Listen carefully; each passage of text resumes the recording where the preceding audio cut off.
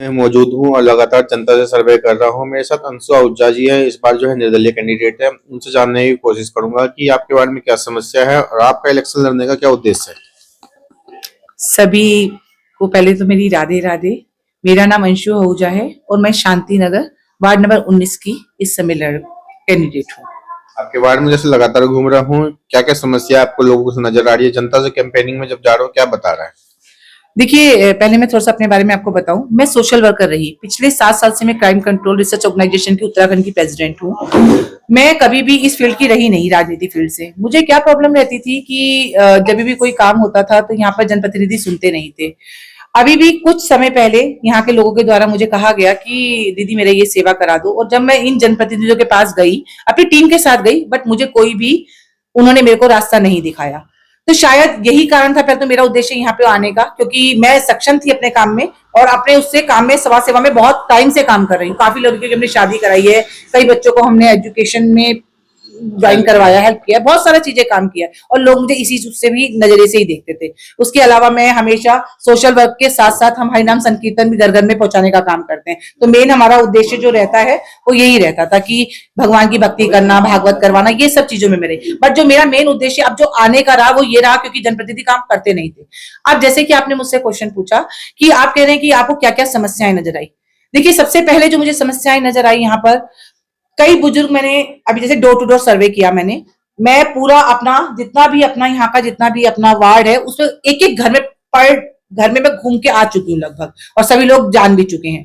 तो जो मेरे को लगा उसमें कई ऐसे बुजुर्ग मुझे नजर आए जिसमें उनके पास कोई हेल्पलाइन नंबर नहीं था।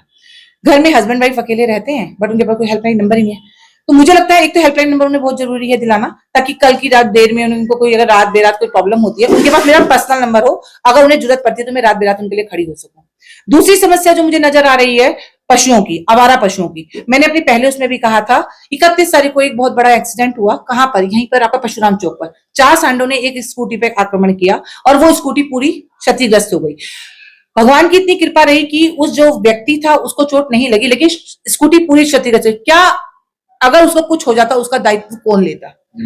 जिम्मेदार कौन लेता? आप ये बताइए। कुछ साल पहले, अगर मैं थोड़े से बैक में जाऊं, 1 या 1.5 साल पहले यहीं पर एक बैल के द्वारा एक बंदे की डेथ हो गई थी। आज तक उसका कोई फायदा नहीं हुआ। क्या किसने कहा कि उसके लिए कुछ किसी ने कुछ आवाज उठाई? आवारा पशु इतने घूम रहे हैं। रात को आप गुलाटी प्लॉट से निकल जाओ, मैं आपको खुद कहती हूँ, निकल के जाओ। अगर आपको कुत्ता ना काट ले तो कह दो। सुबह हम मॉर्निंग वॉक के लिए निकलते हैं, डंडा हाथ में लेके निकलना पड़ता है। क्यों? क्योंकि हमारे को पता है कि ये कोई ना कोई पशु काट ना ले।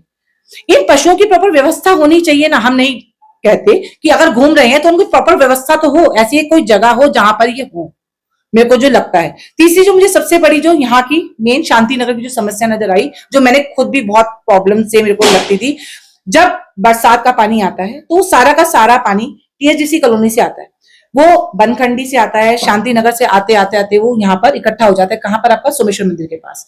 जब वो इकट्ठा हो जाता है तो वहां से निकलने वालों को बहुत असुविधा होती है। आपको पता है कि इतना इतना पानी घरों में गया। जिनके घरों में मैं गई हूँ ना, वो कहते हैं कि दीदी, इवन उन्होंने अपने घर के आगे कम से कम 3-3 फुट चौड़ी दीवार बना रखी है, उनको हमें टाप के उनके घर जाना पड़ा। वो कहते हैं कि दीदी पूरे घर का नक्शा खराब हो गया। वो सिर्फ कहते हैं कि दीदी इतना पानी यहाँ पे था, और जितने भी यहाँ के लोग जनप्रतिनिधि आज तक किसी ने हमारे लिए काम नहीं किया। अब एक और जो समस्या है, सीवर का जो पानी है, जो गंगा शांति नगर मुझे दिखने को आया, सीवर का जो पानी है वो सारा का सारा बैक मारता है। बैक मार कर आप सोचिए, किचन में सारा सीवर का पानी आ गया, क्या आप वहां पे भोजन बना पाएंगे?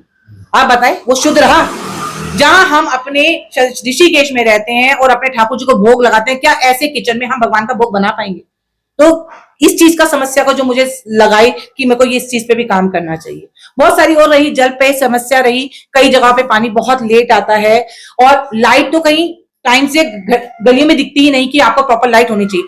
मुझे लगता है कई गलियां जो से मैंने रात के समय गुजरी, वहां पे लाइट, स्ट्रीट लाइट भी नहीं है, बिल्कुल अंधेरा गुप है। रात के समय वहां लाइट होनी चाहिए, सीसीटीवी कैमरे होने चाहिए। आपको जैसे पता है कि हमारे वार्ड में नशा भी बहुत चल रहा है, जगह जगह पे चोरी बहुत होने लगी। अगर सीसीटीवी कैमरे होंगे तो हम उन्हें कर तो पाएंगे? आप बताइए। अब ये छोटी सी बात थी, अभी मेरे जहां जहां कैमरे ये लगे वो, हमने परसों अपने ये लगाए बैनर, और आज बताइए आज मेरे सारे बैनर गायब कर दिए गए। कैसे करे गए? अगर हमारे सीसीटीवी कैमरे तो हम दिखते सकते थे कि कौन हटाने वाला बैठा है। क्या है ये? आप बताइए। क्यों? हम तो किसी के नहीं हटा रहे ना, तो दूसरों को भी ऐसी हमने वो नहीं दे रखी कि आप भी आप हमारे हटाएं।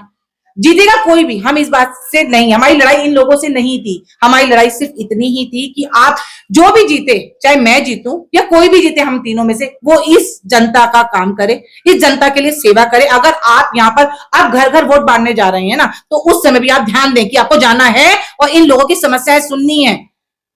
ऐसा नहीं कि आपने जीत का ताज पहन लिया और उसके बाद आप बैठ गए। कोई भी जीते, चाहे इसमें मैं ही हूं, चाहे इसमें विश्व जी हैं, चाहे इसमें राधा जी हैं, चाहे इसमें पाल जी हैं, मैं इससे मेरा किसी से भी वो नहीं है, बट मैं यही चाहती हूँ जो भी हमारी सीट पर आए वो इन लोगों का काम सुने। लगातार जिसमें कोविड में भी आपने हेल्प किया था। यस, कोविड में हमारा बहुत सारी हेल्प रही हमारे द्वारा, लगातार कंटिन्यूअस लोगों को भोजन पहुंचे। यहाँ शांति नगर में तो काम किया ही किया, इसके अलावा हमने कृष्णनगर कॉलोनी में, चंद्रभागा कॉलोनी में कंटिन्यूअस हम और हमारी टीम लगातार जारी रही है।